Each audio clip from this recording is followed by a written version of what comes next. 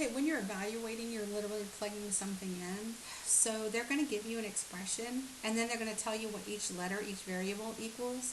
So when you plug it in and there's already a number there, like for the x, whatever you plug in, you have to put in parentheses.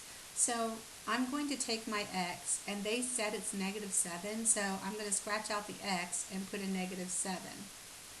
And I'm going to take my y and scratch out the y and put a 4. Then I put everything else in. So the 8 was in front of the x and a negative was in front of the y.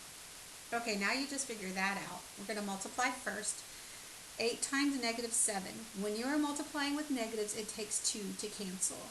So I have a -7, but I don't have a -8. So that negative sign does not cancel, so it's going to stay negative. 8 times 7 is 56. And then -4.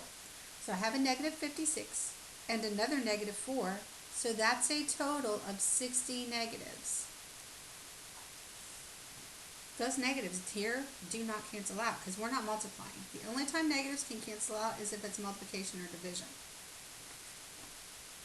Okay, the next one. A is -4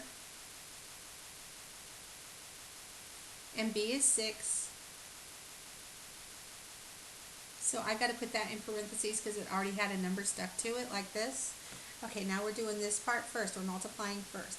So there's only one negative, so it doesn't cancel out. 4 times 6 is 24. So you have a -24 and then another -4. That's a total of 28 negatives.